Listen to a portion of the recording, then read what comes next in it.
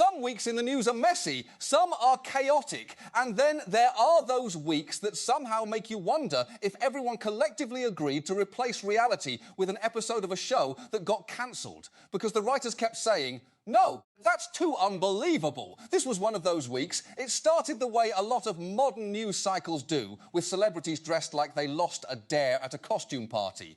Everyone spent a day arguing over fashion. Social media was busy deciding whether giant shoulder pads represented artistic genius or a cry for help. And for a brief moment, it felt like we could all continue pretending that the strangest thing happening in America involved expensive outfits and awkward red carpet interviews. Then everything changed. A leaked Supreme Court draft opinion suddenly shifted the entire national conversation. Within hours, every television network, newspaper, podcast and group text seemed to be discussing one subject: abortion, not hypothetically. Not philosophically, not as another endless cable news debate where everyone shouts over each other until a commercial break. This suddenly felt real. The document suggested that Roe v. Wade, the decision that had protected abortion rights for nearly half a century, was on the verge of being overturned. That possibility wasn't entirely unexpected. People had warned about it for years. Legal scholars had talked about it. Activists had organised around it. Politicians had campaigned on it. But there's a huge difference between knowing something might happen someday and seeing a 67-page draft explaining exactly how it could happen. That's when possibility becomes reality. And reality has a way of making everyone sit up a little straighter. The draft argued that abortion wasn't deeply rooted in the nation's history and traditions. That's one of those legal phrases that sounds incredibly serious until you stop and think about it for 2 seconds. Because if we're measuring modern life by whether 18th century lawmakers anticipated it, we're going to have to eliminate a surprising number of things. The founders never wrote about smartphones. They didn't mention antibiotics. I'm pretty confident they weren't thinking about Wi-Fi passwords. And somehow we've all managed to survive those developments. History can tell us a great deal. It just isn't always equipped to answer questions involving technologies, medicine, and social realities that didn't exist when people were still debating whether bathing too often caused illness. Another part of the opinion relied on writings from centuries ago. That, too, deserves a closer look. Historical figures often leave behind impressive resumes. Sometimes they also leave behind ideas that make modern readers immediately think, well, maybe let's not use that guy as our guide. Human beings are complicated. Some people make important legal contributions while simultaneously believing things that today would get them laughed out of a freshman history seminar. Treating every historical opinion as timeless wisdom ignores the fact that history is full of people who were spectacularly wrong about spectacularly important things. That doesn't erase their influence, it just means context matters. And context became impossible to ignore because while lawyers debated constitutional interpretation, millions of ordinary people were asking a much simpler question. What happens now? That's the question that always matters. Not theoretical constitutional philosophy, not academic debates. Real life, if the ruling became official, many states already had laws waiting to take effect. Those laws would dramatically limit or prohibit abortion almost immediately. Suddenly, geography would determine rights in ways that hadn't existed for decades. Cross one state line and the law might completely change. That sounds strange until you remember America has always had an unusual relationship with state laws. Drive long enough and you can go from buying fireworks legally to committing a crime because your taillights are the wrong colour. But reproductive health care isn't fireworks. The stakes are much higher. Millions of women would immediately face entirely different realities depending on where they lived. And that's where statistics stopped feeling abstract. Roughly 1 in 4 women has an abortion at some point. That's not a tiny fraction of society. That's neighbours, co-workers, friends, family members, people sitting beside you at restaurants, bot cunts waiting outside elementary schools. The issue becomes much harder to dismiss as theoretical when you realise it touches ordinary lives on such an enormous scale. Many people seeking abortions are already raising children. Others are dealing with medical complications. Some are survivors of assault. Some simply decide they are not ready or do not wish to continue a pregnancy. Different stories, different circumstances, different lives, yet all suddenly connected by one legal decision. At its heart, the discussion kept circling back to one principle. Who gets to decide what happens to someone's body?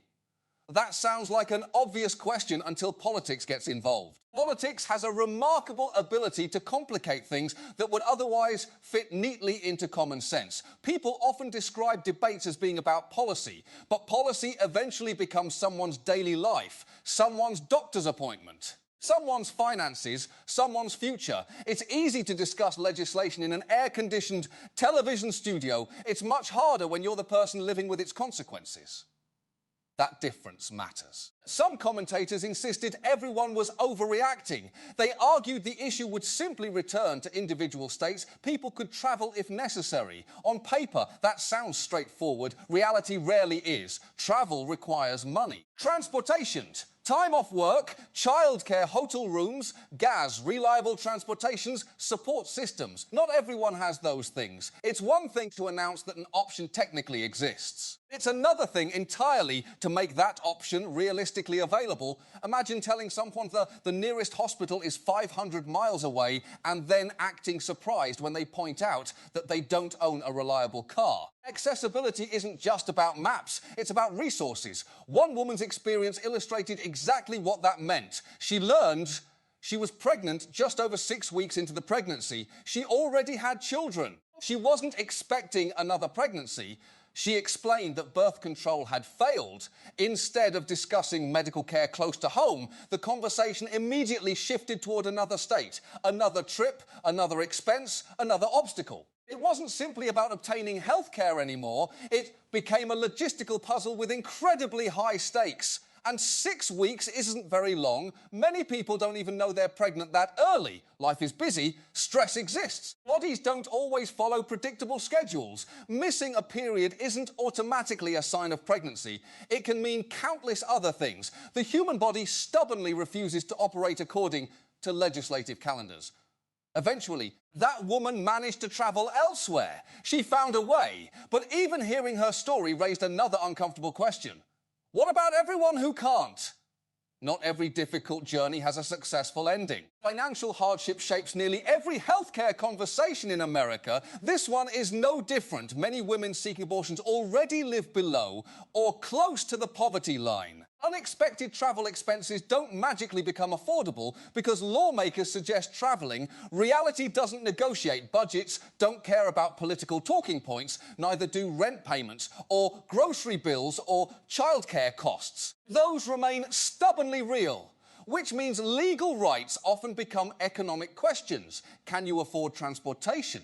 Can you afford lodging? Can you miss work? Can you arrange childcare? Can you borrow money? Those questions determine outcomes just as surely as court decisions. And pregnancy itself carries risks. That's another reality that often gets lost amid political slogans. Pregnancy isn't simply an abstract moral discussion. It's a significant medical event. Most pregnancies end safely. Some do not. Ignoring that fact doesn't change it. The consequences remain. Listening to experts discuss projected outcomes, one estimate suggested tens of thousands of women each year could end up carrying pregnancies they otherwise would have chosen not to continue. That's an enormous number of lives altered. Not identical stories, not identical experiences. But thousands upon thousands of individual decisions suddenly removed from individual hands. Sometimes discussions around politics become strangely detached.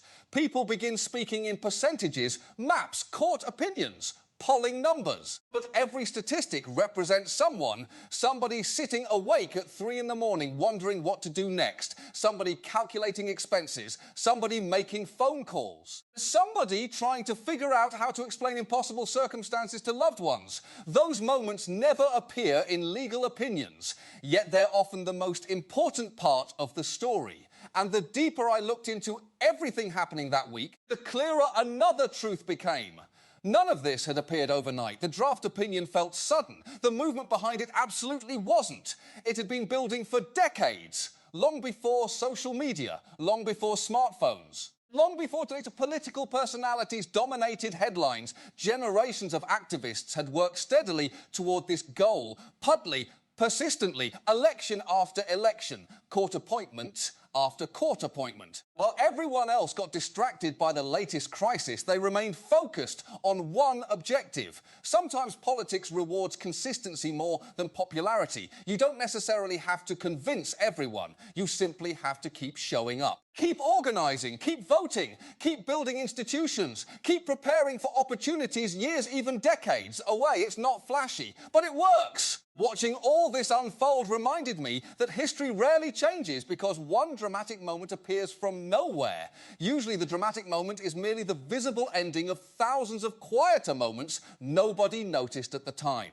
And that's what made this week feel so extraordinary. The leak wasn't really the beginning of the story. It was the moment everyone suddenly realised the story had been unfolding for a very long time. One thing I've learned from watching politics is that almost nothing important happens overnight. It feels that way because we're conditioned to notice explosions, not fuses. The vote gets headlines. The campaign that made the vote possible usually doesn't. The Supreme Court decision becomes breaking news. The 40 years of groundwork leading to it gets compressed into one sentence by the evening news. It's like watching someone win the Boston Marathon and saying, wow, they really had a productive Sunday. No, they had a productive decade. The race was just the part everybody happened to see. The same is true with politics. When people looked at what was happening, many wanted a single explanation. They wanted one politician to blame, one election, one appointment, one mistake. Life would be wonderfully simple if history worked that way.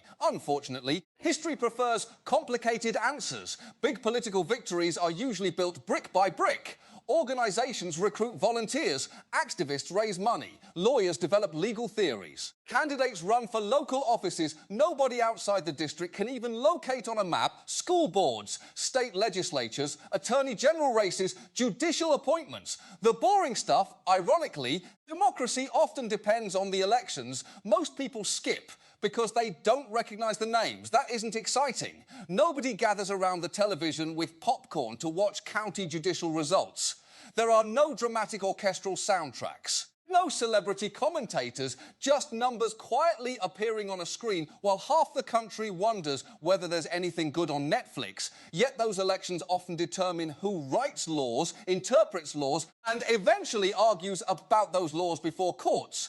Politics rewards patience, sometimes more than charisma. That's uncomfortable because patience isn't very marketable. You can't sell patience with a campaign slogan. Vote for us. We'll probably accomplish something around 2048. Not exactly inspiring. Still, that's often how meaningful political change actually happens. One side keeps pushing. The other side assumes yesterday's victories will automatically survive tomorrow. History suggests otherwise. Rights that seem permanent often survive only because somebody keeps defending them. The moment people assume the work is finished, somebody else usually decides it has just begun.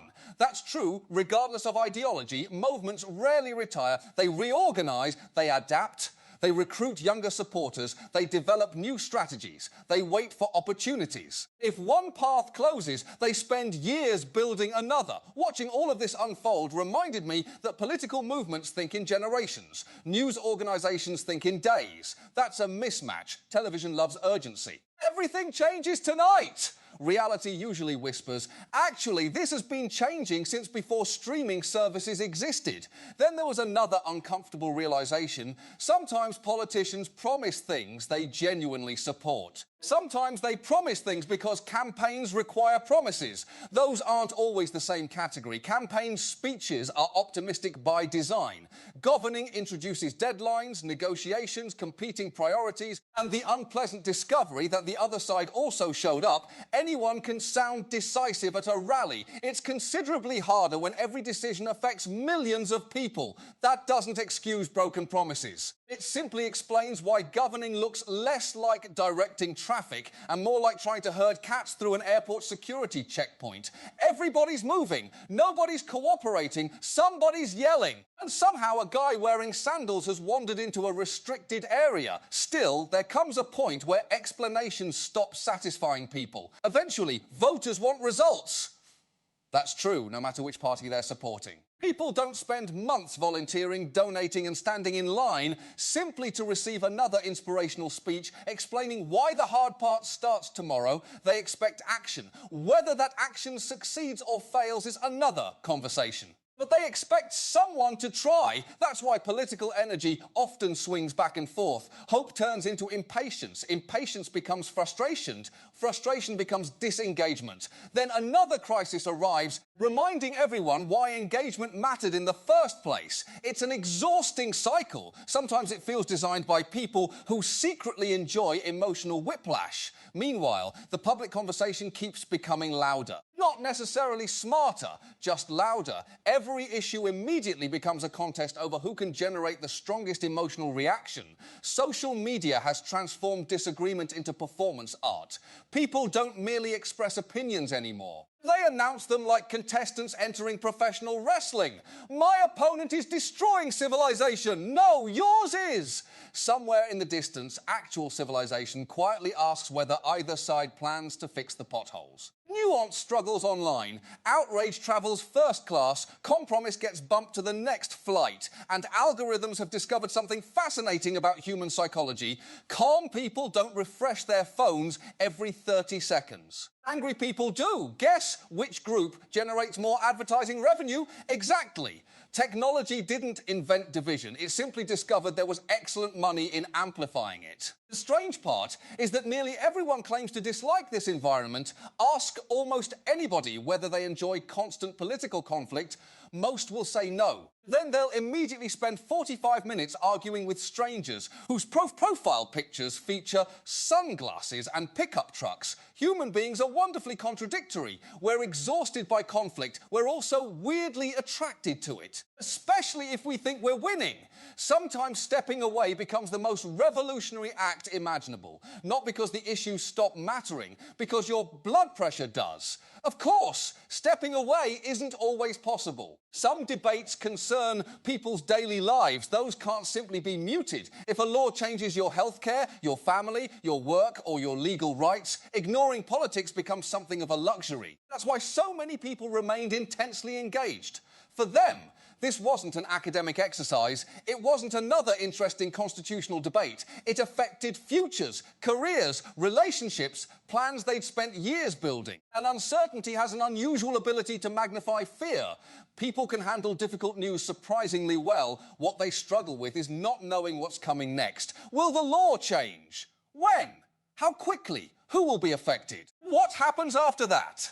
Questions multiply faster than answers. That uncertainty spreads. Friends begin calling one another. Doctors receive more questions. Advocacy groups become busier overnight. Law professors suddenly find themselves explaining constitutional doctrine to relatives who previously believed judicial review was a dental procedure. Everyone becomes an amateur legal analyst. Some are better than others. Television certainly doesn't discourage this. Cable news can turn almost anyone into an instant constitutional expert, provided they're willing to speak confidently while standing in front of a giant touchscreen map. Confidence, it turns out, photographed beautifully. Accuracy sometimes takes a little longer. Still, amidst all the noise, something encouraging occasionally appears. Communities.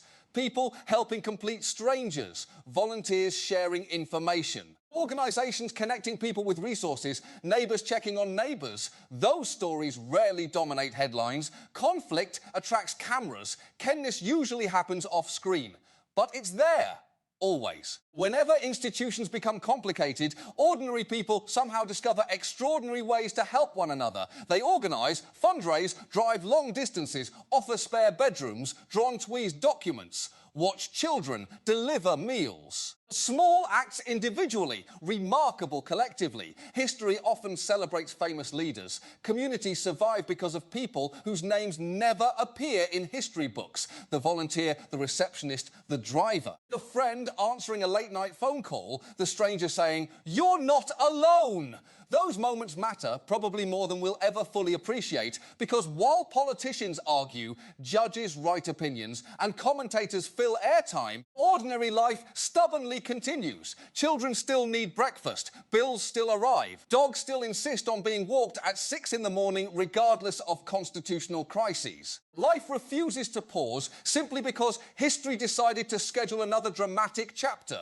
Maybe that's why resilience becomes such an important part of every major social movement. People don't have the luxury of focusing on one issue 24 hours a day. They still have jobs, families, responsibilities. The challenge isn't finding passionate people for one weekend. It's sustaining commitment for years, maybe decades. That's considerably harder. Anyone can sprint. Movements succeed because enough people learn how to keep walking after everyone else gets tired. Looking around, I realised something surprisingly hopeful. History isn't only written by governments. It's also written by citizens who refuse to believe today's circumstances must become tomorrow's permanent reality. Some organise, some vote, some teach, some write, some simply refuse to forget. Each contributes differently.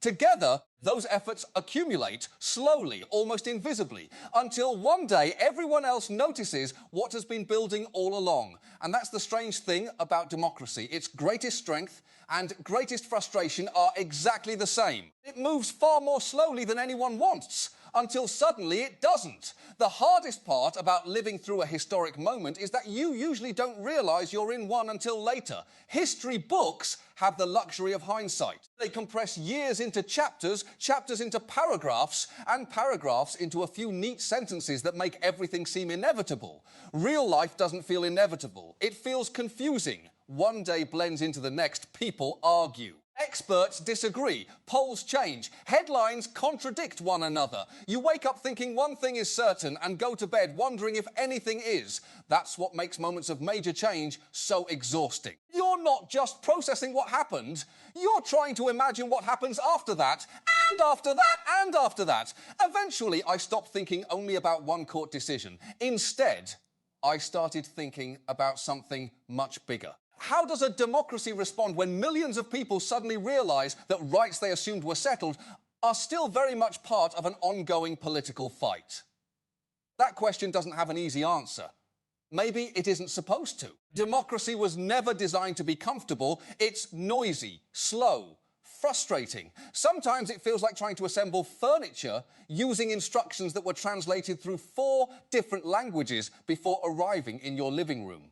You eventually get something standing upright. You're just never entirely certain why there are 3 screws left over. Still, one principle kept resurfacing. Participation matters. Not because voting magically fixes every problem. It clearly doesn't. Anyone who has lived through more than one election already knows that. Campaigns promise certainty.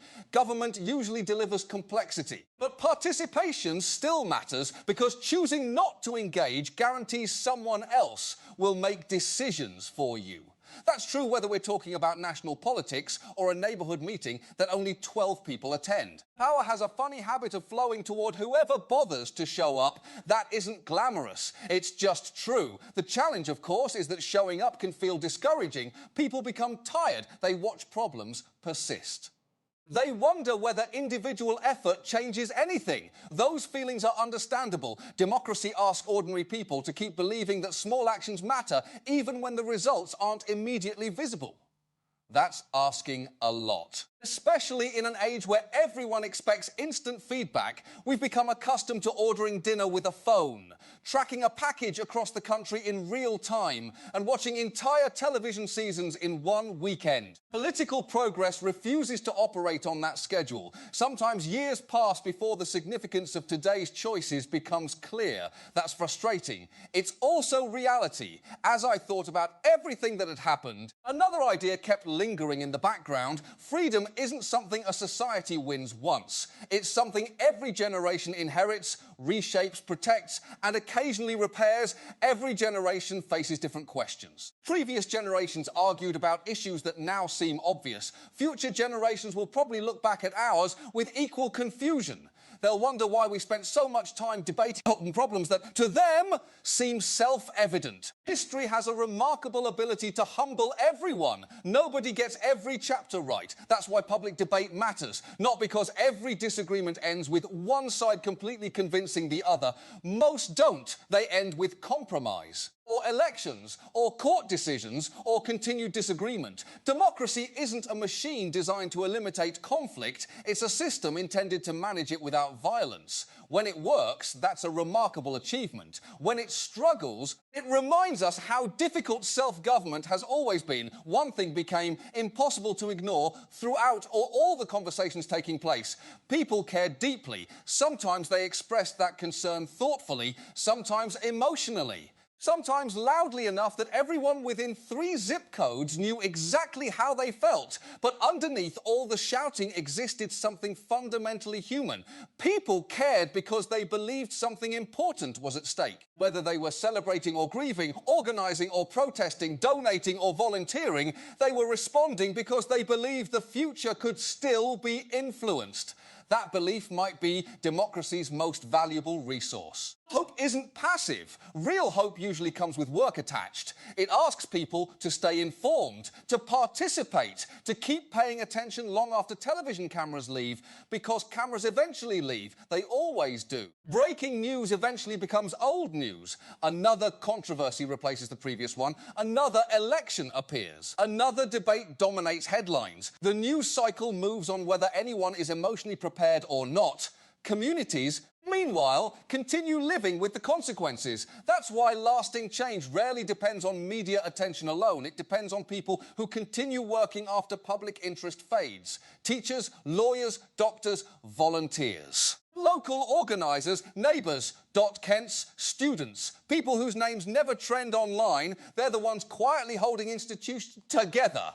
Watching all of this unfold reminded me that citizenship isn't really a spectator sport. It's participation, sometimes exciting, usually ordinary, frequently inconvenient, almost always necessary. There will always be people promising easy answers. Politics has never suffered from a shortage of certainty. Every campaign claims the future depends entirely on one election. Every movement insists history is reaching its decisive moment. Sometimes those claims are exaggerated, sometimes they aren't. The difficult part is figuring out which is which before hindsight makes everyone sound smarter than they actually were. And maybe that's where humility becomes useful. No commentator knows everything. No political party has a monopoly on wisdom. No court can eliminate disagreement forever. The conversation continues. It always does. Each generation inherits unfinished arguments from the one before it, then adds a few new ones of its own. It's tempting to think history moves in straight lines.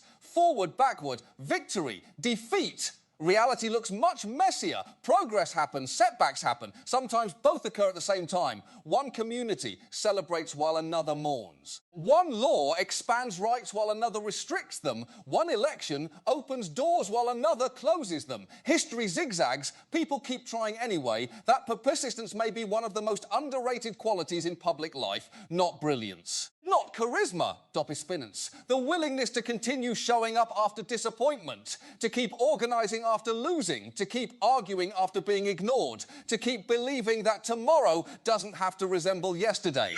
That's difficult work. It's also the kind of work that shapes societies over time. Eventually, I realised something else. The loudest voices aren't always the most important ones. The internet rewards volume. History often rewards consistency. Those aren't the same thing. Someone quietly mentoring young leaders for 20 years may accomplish far more than someone generating millions of angry posts in a single afternoon. One creates attention. The other creates institutions. Institutions tend to last longer. As the week finally came to an end, the headlines remained uncertain. The legal process wasn't over. The political arguments certainly weren't over. The national conversation showed no signs of slowing down. But one conclusion felt impossible to escape. Whatever happens next won't be determined by one speech, one television segment, one politician, or one viral moment. It will be determined by millions of ordinary decisions made by ordinary people over a very long period of time.